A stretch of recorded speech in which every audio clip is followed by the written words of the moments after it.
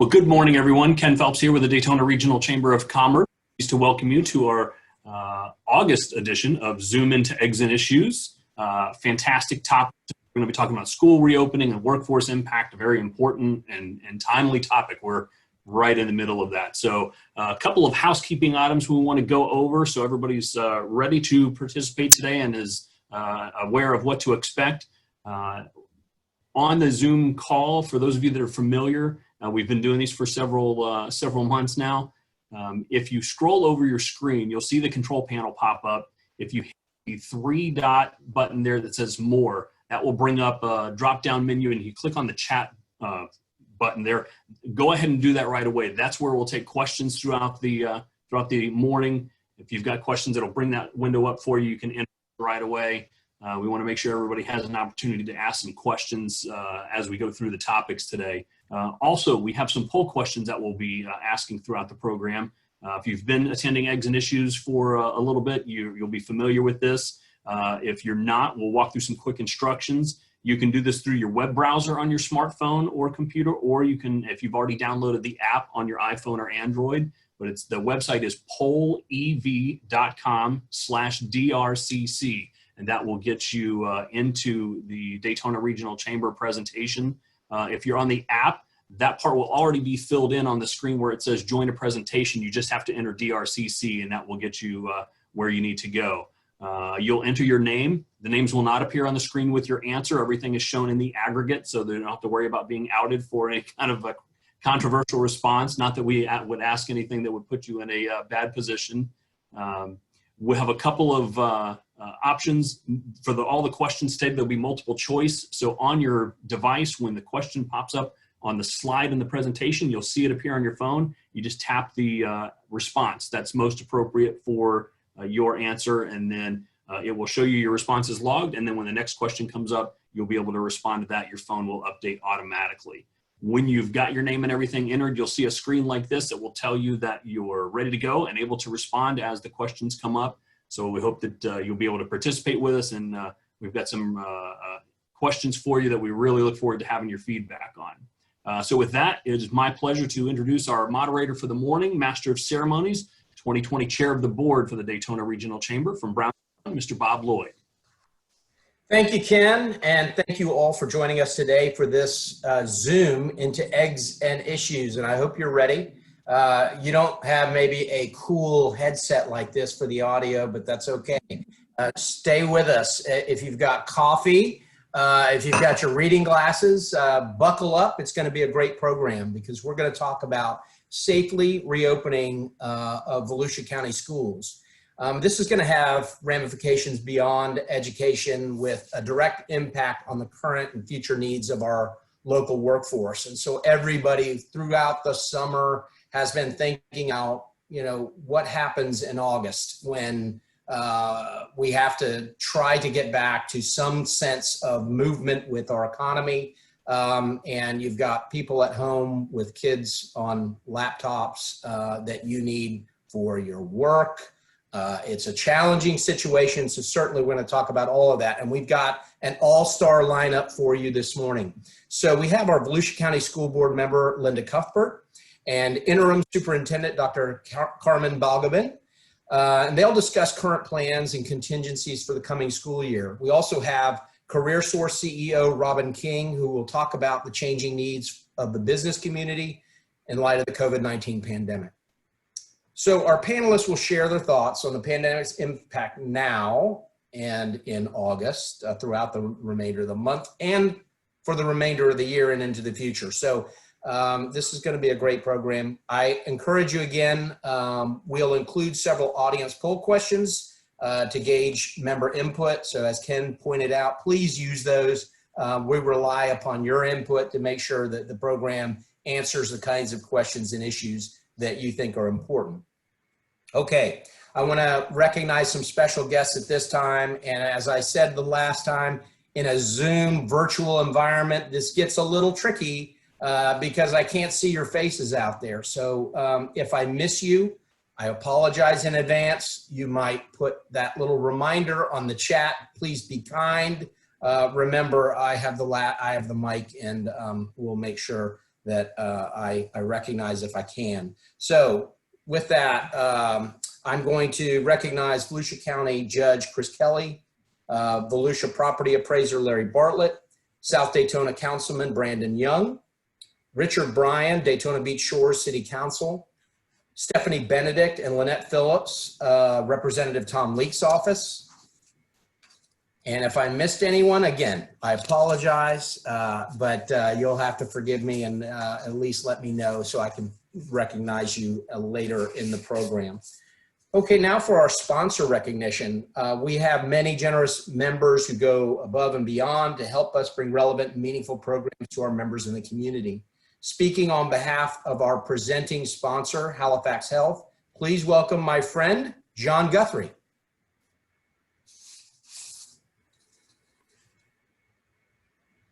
John, I think you're on mute. Yes, you are. Yeah, I thought Ken, the director, was gonna unmute me. I apologize, folks. Welcome, good morning. Thank you, Bob. I think the best input that I can have to add value to this discussion is to tell you where our community health system is with regard to COVID. And we did see an uptick in the last month. We had about 10 patients across our 3 hospitals, and we're currently, I would say, more in the range of 20 to 30. Now, I get texts all the time that say, I heard you guys are overwhelmed. We have never been overwhelmed. So there was an uptick, definitely. The piece that I really want to share, though, is in looking at the facts and talking with Dr. Margaret Crossman, our chief medical officer, students 10 and under, and I use that somewhat loosely. If you really look at the facts, students 10 and under really have not been as impacted or really thought of as carriers of the COVID virus. So I bring that to you from her, and there are numerous articles that support that. So I think that's important for this morning. The other thing I want to add is next Wednesday at 11 o'clock, Dr. Salman Ahmed, who is a pediatrician but also an infectious disease doctor, is going to do a Facebook Live to answer a lot of questions about the COVID-19 and coronavirus in children. So I think I give high marks to our school and our school board because they have had something that no one's had to deal with since 1918, and they are going through difficult times. And I just want everyone to know that as a hospital, we support them, and they're doing a good job in uncharted waters. And that's all I have, Bob. Thanks, John. Great point, great introduction. And we're going to next turn to our sponsor, and representing the Daytona Beach News Journal is Jamie Brown, and she'll provide some comments on behalf of the News Journal. Thank you, Jamie. Thank you, Bob. Well, good morning, everybody. So great to be here with you this morning.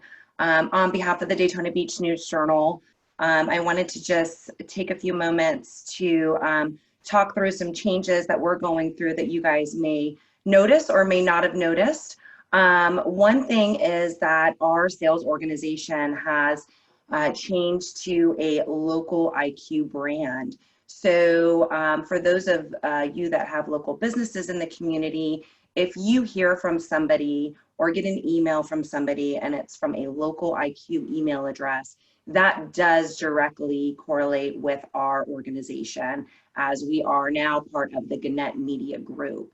I've had lots of texts and emails from local leaders in the community and small business owners in the community said, hey, you know, who's this person from local IQ? So I wanted to make sure that you guys were clear on that. We are local IQ, we are the Daytona Beach News Journal, and local IQ is kind of our sales side of our organization now as we continue to grow our business.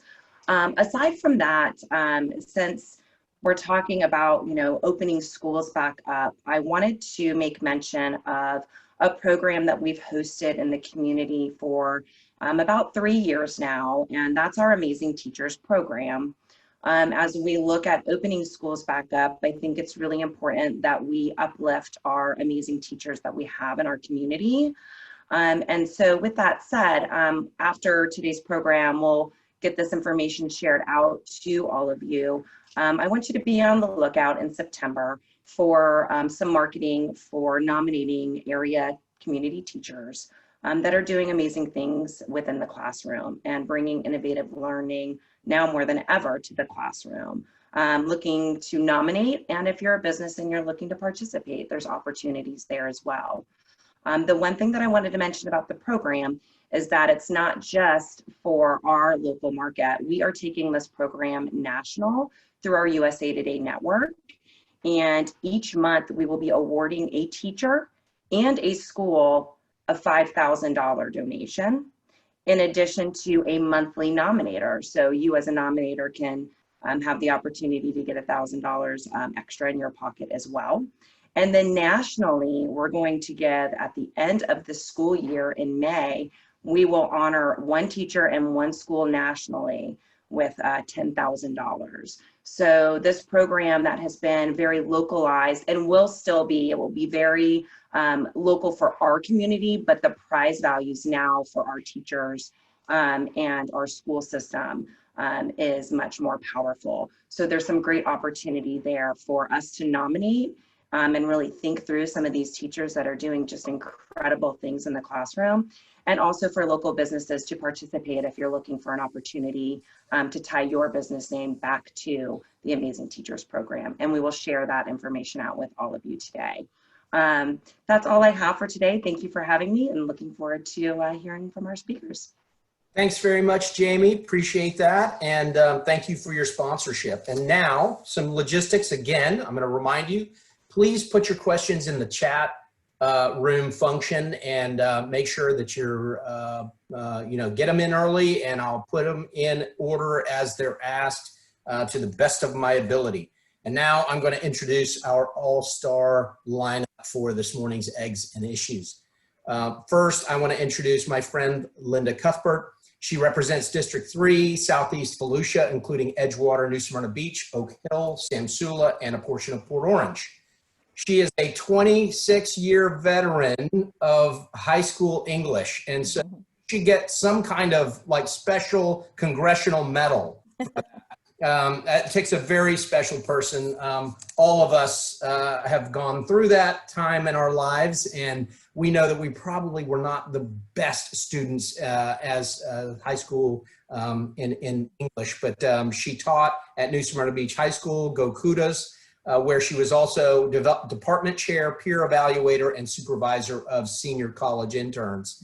She was also PTA president at New Smyrna Beach Middle School, a member and past president of Alpha Delta Kappa, an international honorary organization for women educators, a University of Cincinnati graduate with a BA in English literature and BS in secondary education. So I think that's the Bearcats, right? Also, we have somebody who's really, this is kind of like those fire jumpers who kind of jump into the middle of things, in very tough circumstances and take care of things. And so a big shout out to our next panelist, and that's Dr. Carmen Balgobin. During her career, Dr. Balgobin has held numerous positions for Orange County Public Schools, including assistant principal at several elementary schools, as well as principal for 2 schools, in addition to serving as executive director of charter and educational choices in the Osceola School District. An adjunct instructor at the Orlando Vocational Technical Institute, Nova Southeastern University, and Ashford University. The school board of Volusia County appointed her to serve as interim superintendent until August 28th to allow Dr. Scott Fritz to take about 8 weeks of medical leave for recovery. So, just when we thought things could not get more complicated, we had this as well. And so we want to send out, first of all, a big shout out to Dr. Fritz. We want to make sure that he's recovering well, and we send him all the best on this Eggs and Issues from our entire community. And for you, Dr. Balgobin, I know this is this is quite a ride. So we appreciate that. She received her bachelor's and master's from UCF, as well as her doctorate from Nova Southeastern University. So welcome very much. So next guest is another familiar hero to our local community, and that's Robin King. She's president and CEO of CareerSource Flagler, Volusia since 2013. She was previously their vice president. She serves several boards for local economic development, child welfare. She serves the United Way, One Voice for Volusia, and the Commission on Homelessness. She participates regionally with the Orlando Economic Partnership and various Florida Chamber Foundation committees. A graduate of Leadership Daytona, past chairman or chairperson of the Leadership Alumni Association, and recipient of the Marvin Samuels Leadership Award. In 2015, she was named one of the area's most influential women in business. She has a BS degree in political science from the University of Wisconsin-La Crosse, and a master's in science degree in mental health from the University of Central Florida. So with that, I am going to move on our agenda and really get into the plans for the coming school year for our K-12 educational system. And I'm going to turn it over to Linda Cuthbert and Carmen Balgobin. Thank you both for being here, and the floor is yours. Thank you. Good morning. We would not have been, I guess, as well connected and as well prepared if it hadn't been for our professional associations. As a member of the Florida School Board Association, when schools were closed in March, we immediately gathered together to start looking at what are we going to do to help our students through the spring as well as reopen. We had a great deal of help from the Southern Region Educational Board, which consists of 16 states in the South. Dr. Stephen Pruitt tried to develop a, I guess, a template for all schools to consider. He talked about instruction, governance, and safety and health. And we as a district use those three templates, those three items, in order to put our schools back together again. Those are the three general areas that we definitely had to address to make sure we were successful. Right now, of course, I think the one term, the year, there's always a word or phrase of the year. I think this year is going to be unprecedented times because there is no normal playbook for us to have fallen back on for assistance. Everything we've had to do, we've had to create. And not just create for right now, but we had to think, what are the repercussions? We had to discuss the pros and the cons. And in these unprecedented times, we had to take maybe the one item that had the least cons, because we are very much a normal system, public, charter, and private school systems across the nation. We always open up schools in the fall. But how do you open a normal system in unnormal times? So we've had to go to the blackboard or the easel or the whiteboard now and really put our heads together, talk about flexibility, talk about innovation, and talk about the key word is we have to adapt. How can we put our students back in the classroom in the best possible way to encourage their learning, to try to catch up what they might have missed in the spring. So I must do a shout out to our school district, because as board members, we establish all the policies and the protocols, but it's the school district that has to implement everything. They have to come up with the ideas. We have the easy job of either voting yes or no for those. So Dr. Balgobin and her group, very, very grateful. She came in at a really bad time. At a challenging time. It's never a bad time, but a very challenging time to bring us forward and try to bring our schools back to a normal situation in unnormal times. August 11th was just 2 days ago. Our teachers came back on campus. Now remember, just like students, they have not been on campus for quite a few months, 4 or 5 months. So they had to get their educational legs back. Students do not return until Monday the 31st. As a board, we voted this 3-week time to give teachers time to get more reacquainted with each other, to understand the protocols, the new CDC guidelines, and the mitigation strategies that we not only have to obey with each other, but also when students come back to campus. We have to make sure our schools are clean, disinfected, new protocols in that respect. We have to make sure that we follow and establish signs for social distancing, as well as what do we wear on our faces. So as a board, we put together, written by our school district attorney, Mr. Penley, came up with a policy. It's policy 503, and it's an emergency 90-day policy to, I guess, address face coverings. So we will have mandatory masks.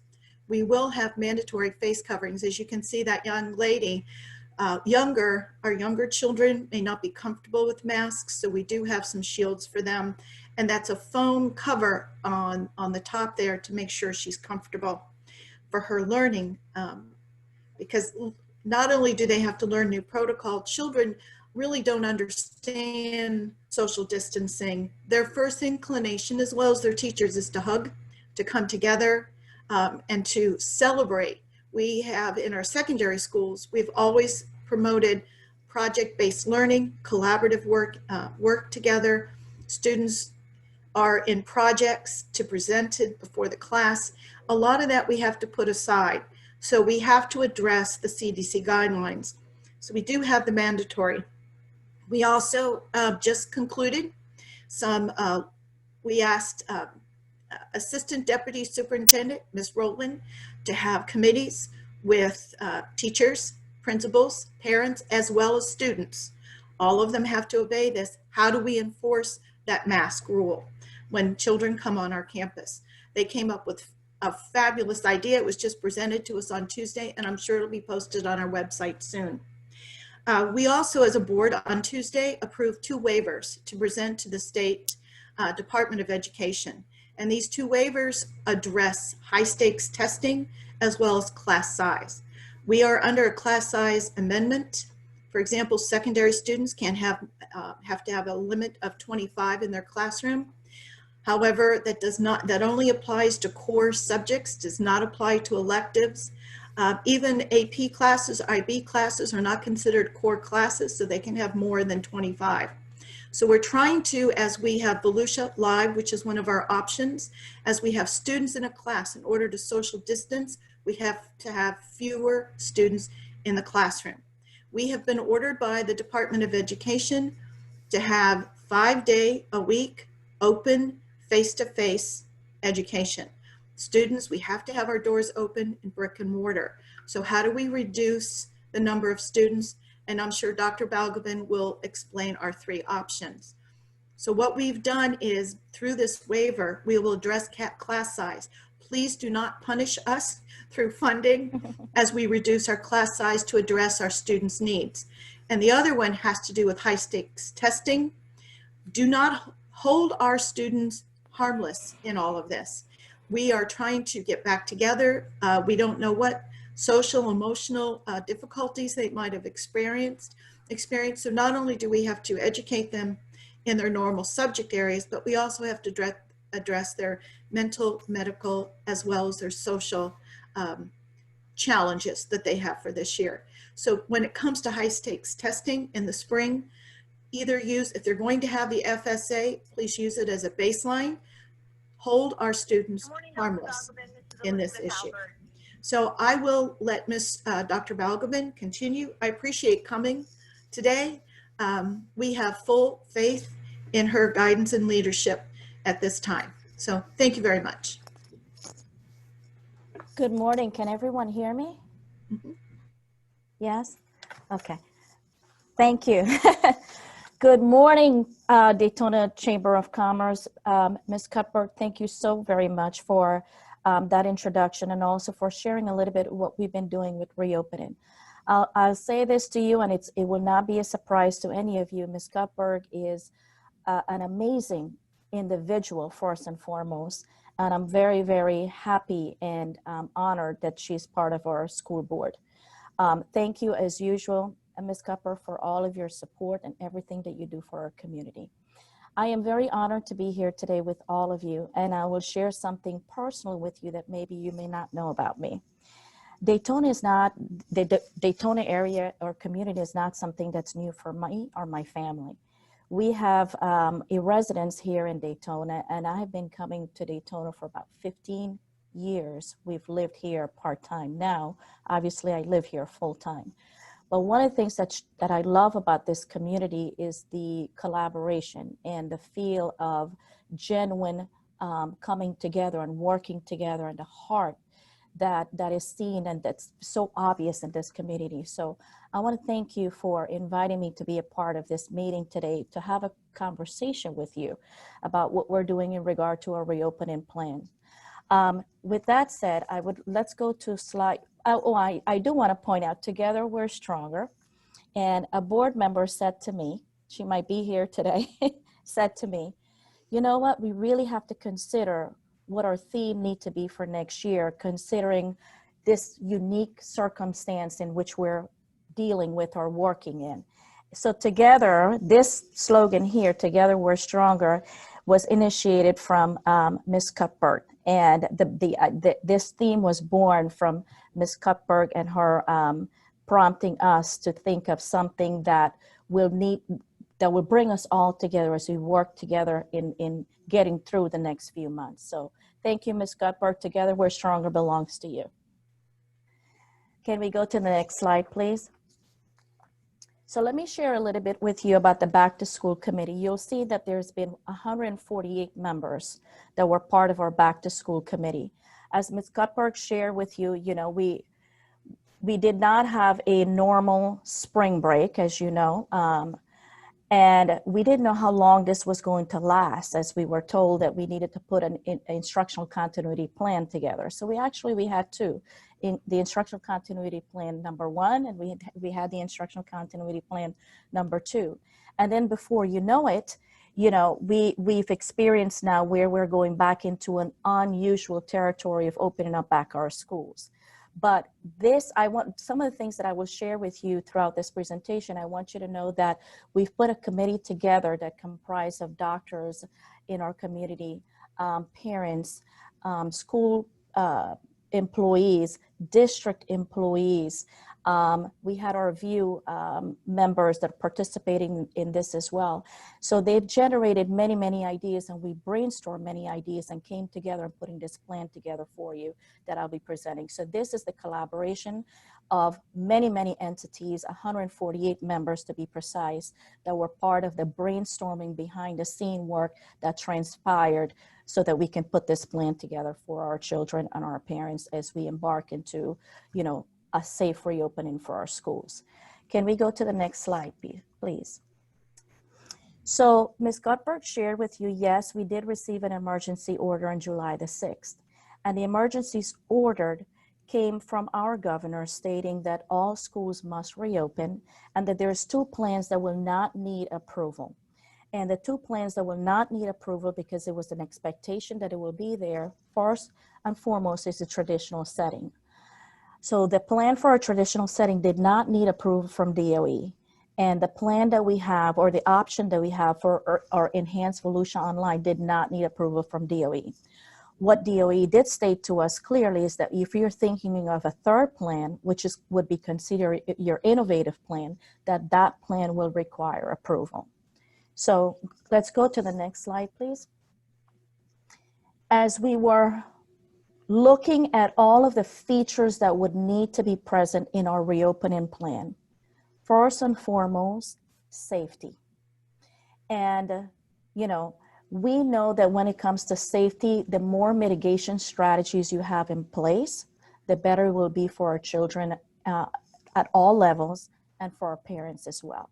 So safety was perhaps the foremost feature that we considered for each of these options, and obviously to be able to provide opportunities for our families to think of what is it that their child needs and which is the best option for their child. We also have to look at the assessing the learning loss. So with the spring break and with the instructional continuity plan, it's commonly referred to as the COVID slide. We know that not all children can will be as successful in an online format, because an online format will work for some children, but it may not work for others. But due to during the spring break and proceeding, moving forward, we had the instructional continuity plan, which included one venue only for delivering instruction, and that was that online format. So as a result of that online format, what we found is that some of our students performed well, but we also had a group of students that were not as successful in that format due to many, many reasons. So we had to take that into consideration as we thought about what does this reopening plan needs to look like, and what were the options that we need to present. Go to the next, please. Now, we don't need to just go to research to determine or to know that there is nothing like engaging and rigorous instruction for our students, right? Because students learn when we indulge their multiple senses. So we wanted to ensure that as we're putting our reopening plan, that rigorous instruction is part of each option, and that students will have the opportunity to be thoroughly engaged in their lessons, to be able to participate, and to have to experience a sense of normalcy in learning regardless of the learning options. Next, please. So progress monitoring, here's what I want to share with you of progress monitoring. We can't teach, and not know if our students are learning. So with each option that I will be presenting to you and sharing with you, note that each option have a progress monitoring built in for our students. So the lesson plans we will be engaging our students in, they are progress monitoring, meaning exit slips or short assessments or a quick checking for understanding, to ensure that what we're teaching our students, as we're teaching, our students are learning. So progress monitoring is built into all three options that I'll be sharing with you. And last but not least, there's not a silver bullet to what we're experiencing here, like there's an answer that will solve all of our problems. But one of the things that has guided our school board and has guided the team, and I would say that's imperative for us to be aware of as community members, is the importance of demonstrating compassion and understanding, because as many of you have stated initially, these are uncharted waters, uncharted territory in which we are experiencing and in which we're working in. And it's really important that we always have that at the premise. So one of the things that I will share with you, and as I talk about our learning options, is the opportunity to be flexible and fluid. And how would we be flexible and fluid? Depending on the situation, assessing our situation at hand. So to give you just an example, our school board were very flexible in understanding that this is not a normal reopening, and that we needed to provide our teachers with additional planning days so that they really can get that training that they need, so that we can really train our students in what the expectations would be, so that we can really train our parents on what the expectations would be. And I will tell you that we fall among just a few other districts in the most delayed start. Volusia County has one of the most delayed start. And it's just a few districts that falls under that category. So that's an act of compassion and understanding that was initiated from our school board. And I'm very grateful for that, because I will share with you what's happening in the next 3 weeks with our teachers and our schools, and getting ready for welcoming our children back to whichever option they choose. So as we look at this, a couple of things that we have done, and I want you to note, and you probably heard of this, is that we did send out a pre-registration form to all 62,000 families that we have in Volusia County. And we had a response of 58,985 families that responded. So that's a very good response rate. And they've indicated their preferred option for their child. Option 1, option 2, option 3, and there was an explanation of what each option would be. So we've collected the forms, we've looked at the results, and I'll share a little bit with you what our families have chosen. We also have a dedicated website, and in our dedicated website, we have many, many resources in our dedicated website. We have a Q&A of the top 20 questions and answers for the day. We have guides on our website. We have protocols, flow tree maps on our website to pretty much, if a case is reported, a COVID case, what are the step 1, step 2, step 3. We have several resource guides for parents, depending on the topics that they may have, and for the options that they've chosen. Pretty much the resource guides will give them information for each option. We have also held several principal meetings and workshops, and this is why we've held these principal meetings and workshops. Unlike some districts out there that they've created a reopening plan and they've given these reopening plans to their principals and school-based leadership and say, okay, enact. That's not what we've done here in Volusia County. We believe that any plan, the success of the plan is predominantly rest in terms of the details as it relates to implementation. So we wanted to be a part of that process. And so far we have scheduled approximately 15 workshops with our principals where district employees were there for each department, including the health department or any member from the community that they feel that could contribute to the planning process. They were there in those meetings, and what we've done a joint collaboration in taking the plan and ensuring that we have all of the pieces together. For example, schedules, creating schedules together for as we welcome our children back in the morning arrival, creating schedules for supervision during cafeteria as the children goes to the cafeteria, creating schedules for dismissal, creating schedules for when a child needs to go to the clinic, creating schedules for when we have to enact a drill. All these schedules, all the details, we just didn't give it to the schools, but we collaboratively rolled up our sleeves and worked with our principals and school-based leaders to ensure that we have all those pieces in place, and that during this the 3 weeks of pre-planning with our teachers, that they will have an opportunity to review those plans, provide feedback, and go back and make adjustments as necessary.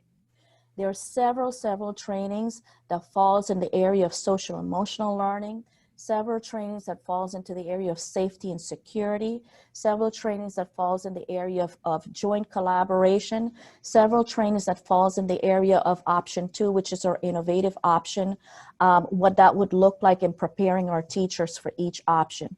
All these trainings, we have jointly worked with our school-based team to ensure that they're in place, and to ensure that our teachers and our school-based staff are getting these trainings so that they're equipped with the knowledge and the skill set as best as possible as we welcome our students back. And then weekly updates. We think it's important that we keep our community involved, abreast into what we're doing, and we want our community to feel a part of what we're doing, that they are part of this reopening plan. So one of the direction that's been given to our PIO, that our Public Information Officer in her department, is to ensure that what's happening in these workshops, that we're sending messages out to our parents so that they know where we are and what we're doing. In addition to that, we also have a series of workshops that we've done for our parents to educate them on each option. And we will continue to do this until the 31st, and then reevaluate where we are and what else needs to be done then. Can we go to the next? Oh, and by the way, a big shout out to our teachers that started out on Monday. On our Facebook page, you will see that there has been a lot of congratulations and thank yous to these teachers who have really, they're out there, they're our heroes.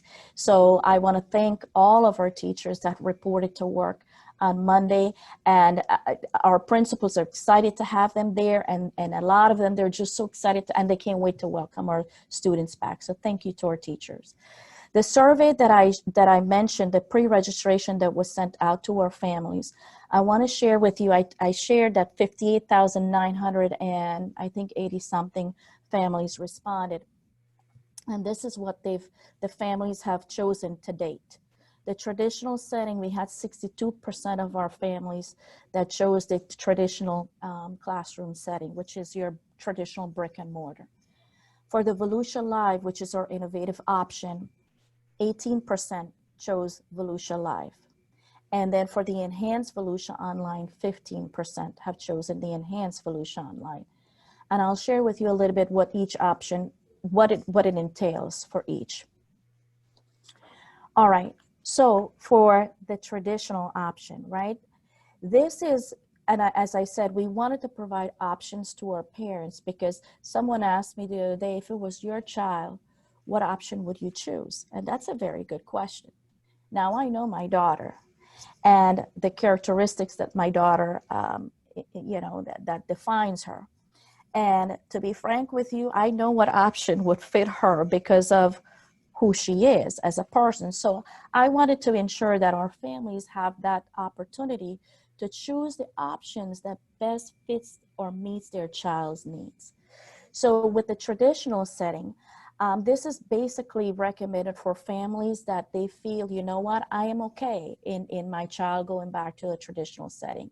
And that I know it's important for my child to have that face-to-face physical interaction, a teacher in front of my child. That's important for my child.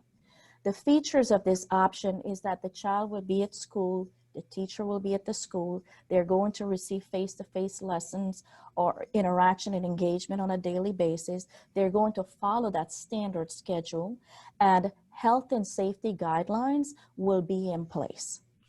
So those are the features. What to expect? You can expect here in Volusia County, and this is not, again, every county has to do what's best for their families and children. We know that. But like I shared with everyone before, the more mitigating strategies we have in place, the higher the probability would be of the outcome that we're seeking, which is safety, as much safety for everyone, right? So with that said, so far, I will tell you that in Volusia, we are going to do temperature checks on a daily basis. And it's just another mitigating strategy, but that will happen every day. We do have, as Ms. Cuthbert indicated, policy 503 for the face coverings. We do have the face shields for students that may need face shields, or the mask. And then when social distancing is not possible, we're going to ensure that those masks are worn, and teachers and students and parents will receive training on that. And they will know the expectations clearly as well. Can we go to the next, please? For the Volusia Live, that's our innovative option. And this is the recommendation. These are the features and what to expect. So the recommendations, these are for our families that, you know, they still don't feel somewhat fully comfortable in having their children going back to the traditional setting.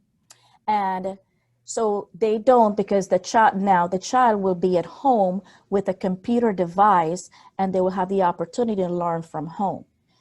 They will be required, however, that if your child is at home, that there's parental support, or that you have someone that's caring for, especially if it's a young child, that there's someone caring for that child at home.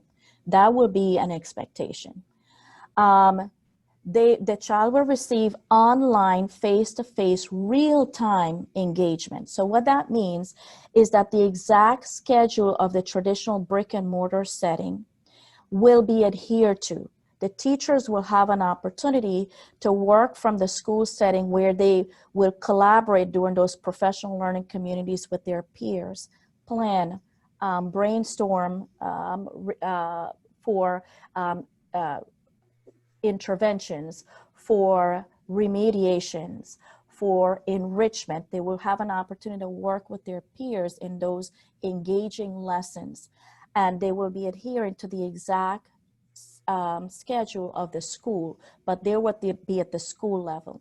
Now at the elementary level, we're going to work very, very hard with our numbers to ensure that we have dedicated classes, meaning that if you have 18 students in a third grade class that have chosen for the Volusia Live, the teacher will be able to dedicate fully to those 18 students by doing that live streaming.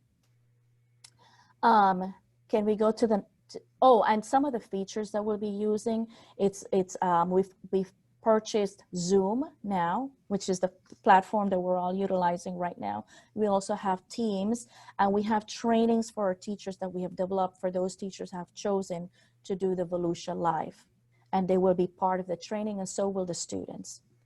For the Enhanced Volusia Online, this is not the Volusia Online that you might have been used to in the past, because a couple things that we have done is that we've added the elementary curriculum. So now we have a full spectrum of services from kindergarten to 12th grade. In addition to that, with the Enhanced Volusia Online, we know that this is for those families that, again, may not feel comfortable having their child return to school, but they do need flexibility.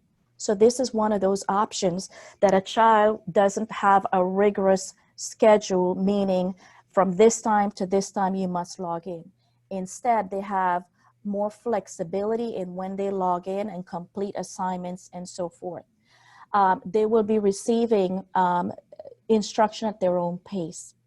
And it's a fully online program, but we call it the Enhanced Volusia Online because we realized that one of the components that this program was missing is the social interaction and the ability for students to develop those skills. So now we have extracurricular activities, clubs, and the opportunities to do field trips, virtual field trips, still participate in activities at their traditional schools. So this is why we have termed it now the Enhanced Volusia Online, because it's been, how can I say it? It's like your 2.0 Volusia Online for our county now. So I'm very pleased to say that we have truly enhanced this option for our families.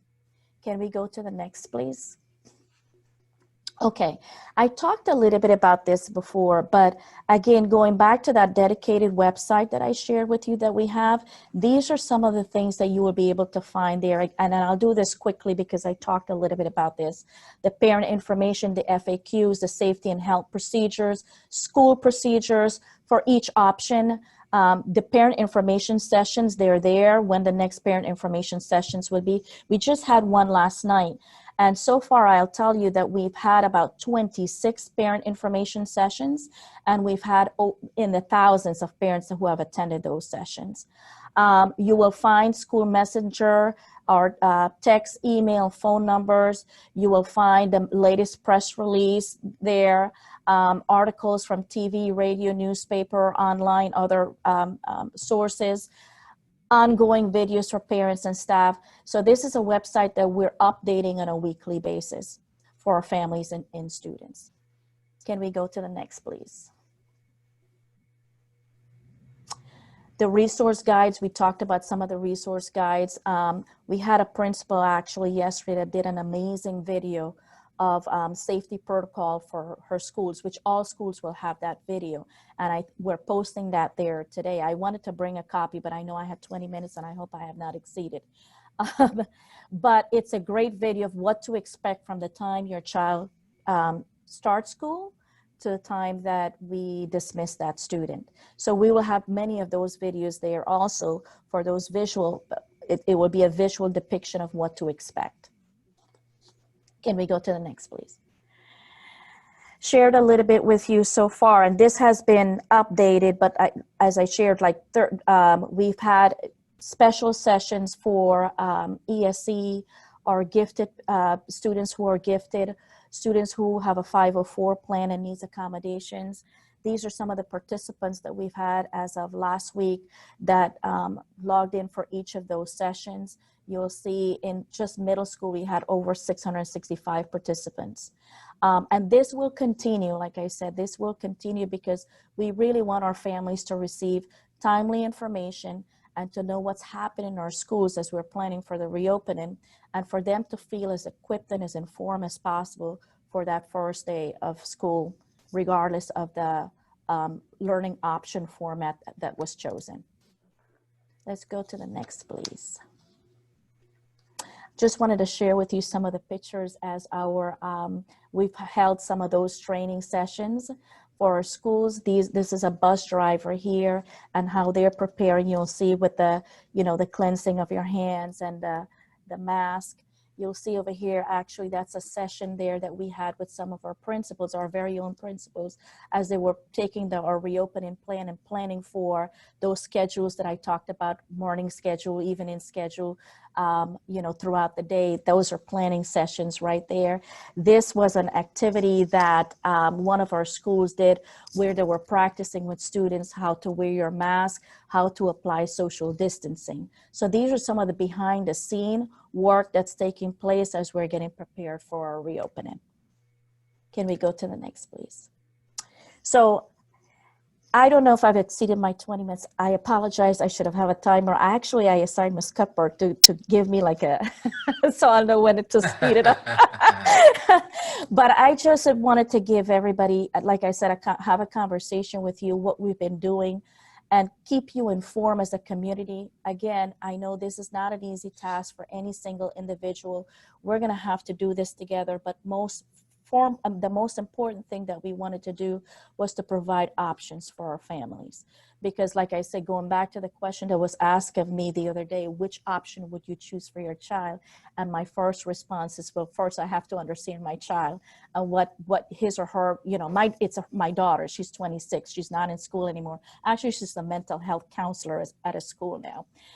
But if she was still in school, my daughter, to be frank with you, probably I would have chosen option 2 for my daughter, which is the Volusia Live, because she's more of an introvert, and she has the skill set where she can learn on her own with guidance and support. So I probably would choose that for my daughter. But then again, I have nieces and nephews that, boy golly, if they're not in a traditional setting for someone to just keep an eye on them all the time and making sure that they're learning, it probably will not happen. So it all depends on what the needs are. So that's where we are. I want to thank all of you. If you have any questions, we will be more than happy to answer them when the time is right. Thank you so much, Dr. Balgobin. And Linda Cuthbert, you're awesome. You're amazing. When I think about what our school district has done in response to this, it is really impressive and gives us a lot of pride here in Volusia County. So keep up the good work. You know, we're getting ready, but we're with you. We're backing you. I have to say, I'm most definitely with my 17-year-old son who's going into his senior year. He's going with option 1 because the last semester has been like driving a rented mule. And so he needs that classroom instruction. And so, and I sympathize with all the parents out there who have had to turn into sort of this para-professional educator, and they appreciate teachers now more than ever in the history of mankind. So anyway, appreciate all that you do. And so I'm going to turn this over to Robin King, and very quickly, by introduction, you know, this has been such an impactful issue economically for our families out there who in March of this year suddenly found, let's say, 3 children coming home now, sent home from school to homes that have a single laptop computer, and parents are supposed to work their jobs virtually, plus provide access to 3 children that are maybe K through 12. You know, suddenly the digital divide and all the issues that come with what we now know as our new reality have come to bear. So anyway, with that introduction, I'm going to introduce Robin. Sorry for my filibuster there. Robin, take it away. Good morning. Thank you. Ken, you've got I don't know how the polling works. So we've got how many of your employees are telecommuting? I've got 20% and 80.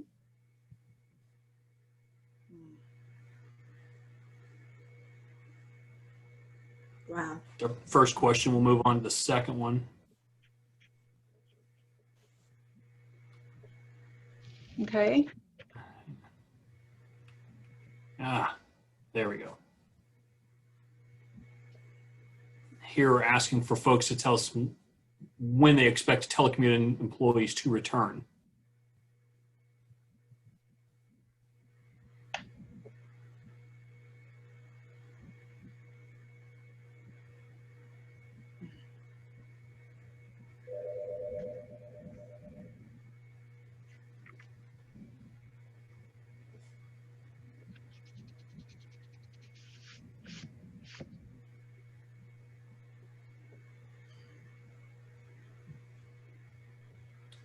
All right, and we'll get one final question to inform Robin's remarks.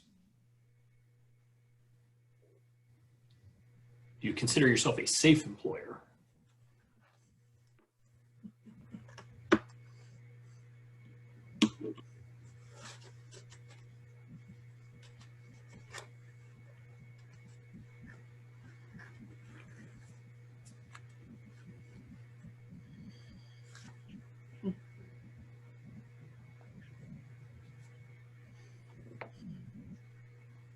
All right, so it's, Robin, it seems like most people consider themselves to be safe employers. But we do have some that are honest, saying that they're unsure. I heard a term this morning on an advertisement saying they were COVID compliant, and I don't know what that really means. So good morning, everyone. When Jim Cameron reached out and asked if I would spend some time with you today about the changing needs of the workplace, I told him I felt it was a bit too early to talk to all the potential consequences. Our situation continues to be fluid and ever changing. There are some things to be mindful of today I am happy to share. It isn't news when I say we're witnessing the ultimate disruption in our economy, locally, regionally, nationally, globally. This isn't just a hurricane that happened here. This is across the globe. And it isn't done with us yet. In the past few months, most employees and their employers have experienced big changes in how and where they're expected to work, in the sources of satisfaction and anxiety in their lives. We've needed to adapt quickly to drastically different dynamics and practices while developing new behaviors. I was speaking to a local financial advisor last week who used the words tossed out of the office to work from home. A lot of us working or unemployed are anxious, and again, not news. So I want to touch on real quick those who are unemployed in our county. In Volusia County, as of the end of July, 53,000 individuals have filed a claim for unemployment. Each week, we continue to see more than 1,000 people in Volusia County file a claim. No industry hasn't been affected. Accommodation and food service definitely hit the hardest. Second was administrative office work. Then retail, healthcare, and social services. Least hit was manufacturing, construction, and educational services. This number is important to me because a percentage of them will become the new talent pipeline.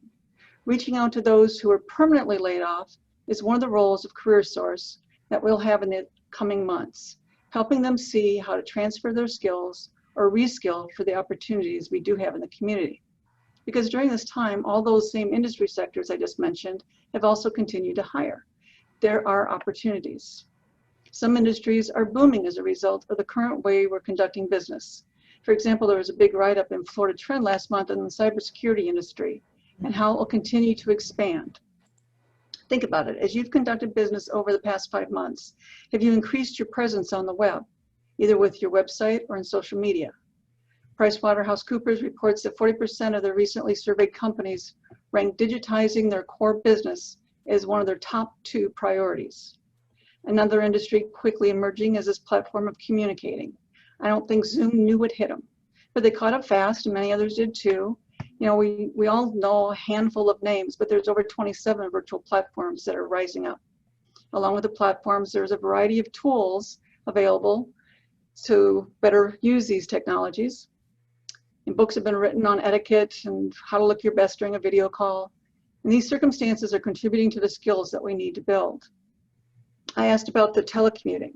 So some of you, all of you, let's see, some of you said 14% or all, and 20% said some. So a recent Gallup poll, the percentage of workers who say their employer is offering them flex time or remote work option has grown from 39% in mid-March to 57%. 62% of employed Americans say they have worked from home during the crisis, a number that doubled from mid-March to early April. So we're a bit behind what that national average is. Gallup also reports that 3 in 5 US workers who've been doing their jobs from home during the pandemic would prefer to continue to work remotely as much as possible once the public health restrictions are lifted. And another survey says that 78% of companies say that remote workers are here to stay, while only 21% think the shift is temporary. So those who say that all their staff are going to be coming back within the next year might have to take a look at how they're going to attract their future workforce. Because a persistent theme in this time is that leaders have become more flexible about how and when employees do their work. Project-based work, rather than punching a time clock, is not a new concept to those in the gig economy. It is being more readily accepted in more traditional employment settings. This is an indication that for businesses to attract their future workforce, flexibility is going to be needed in when and where work is conducted. Hiring will change for those telecommuting.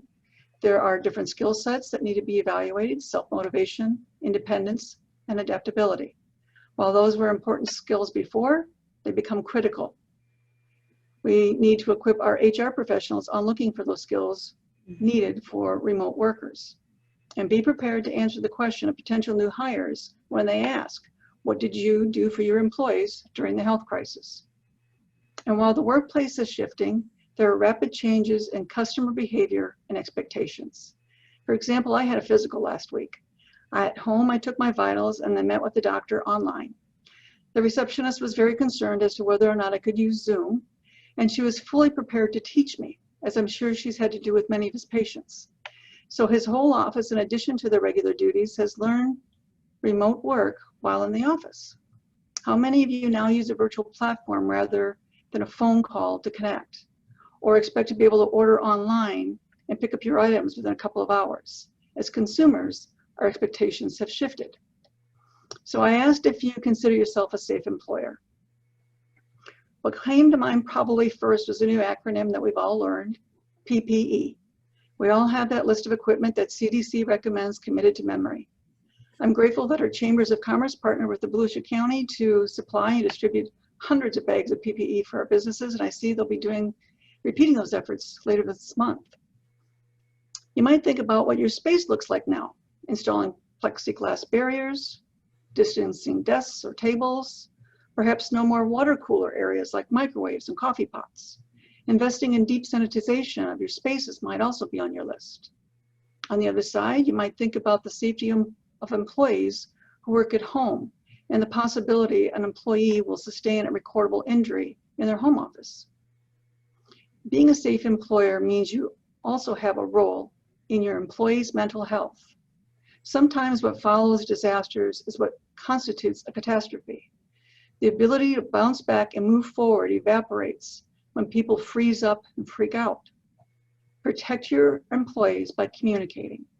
Communicating when they'll be safe from harmful and upsetting changes like layoffs. Let them know there won't be any layoffs. And communicate when difficult changes are coming. We as employers are responsible for removing uncertainty. When people believe their leader cares about their well-being, commitment, and success, it helps them move forward with hope rather than fear. Leaders also need to recognize the collective grief that our employees are experiencing during this time. The thing to know is that people are more willing to accept and implement upsetting decisions when they believe their employers care about them and are doing what is best for the greater good rather than just themselves. I referred earlier to digitizing being one of the top 2 priorities of companies. The other top priority is investing in employees, their safety, their well-being, and their skills. That is the key to our economic recovery. Really, if there's one overall theme to the changing needs of the workplace, it is new world, new skills. As employers and leaders, we need to communicate clear intent to develop our employees' capabilities and employability, to advance and progress the knowledge, skills, and attitude required to enhance business and individual performance. Upskilling your employees can breed confidence in your employees' growth. It's very effective in creating a stronger corporate culture, engaging employees, gains higher workforce productivity, improves retention, and results in reducing skill gaps and mismatches. Adopting a growth mindset is critical from the frontline employee to their managers to leadership. There are still many things that we cannot predict or control, but we can more quickly adapt with the growth mindset, focusing on the art of the possible. This can prepare your people no matter what the change. It is paramount to invest in your own only appreciating asset, your workforce. For the most part, I don't think any of us will return to business as it used to be. Our customers have learned that they can get a wide variety of services without leaving their homes, and our employees know they can do their jobs remotely successfully. Prioritizing innovations around these shifts is the key to unlocking future growth. There will be consequences to these decisions, and we'll figure those out along the way too. The good news is there's a lot of resources in this county to help you figure out your next steps. The Chamber, Volusia County Economic Development, Team Volusia, SCORE, SBDC, as well as CareerSource stand at the ready to help our businesses find resources to navigate to their next normal. Volusia County has all these resources plus others listed on their page, volusiabusinessresources.com. Thank you for your time this morning. Thanks, Robin, and thanks again to our panelists. And I have to say, we have provided a tremendous amount of great content.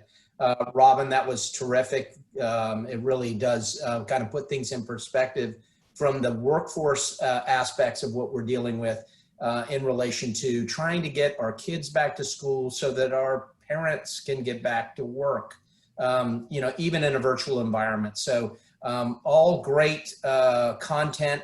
Unfortunately, it's going to impede our ability to go into too much of the Q&A. And so we've been, it is right now 9:06. I sincerely appreciate our panelists and their time.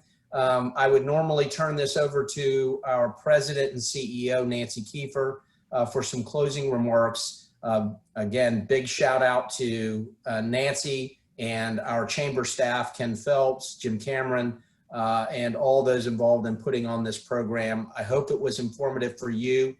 Perhaps we can do some follow-up, but I want to thank all of our panelists and all those participating out there in cyberspace. We appreciate your time, and we're going to go ahead and conclude at this time. Thank you very much. Thank you.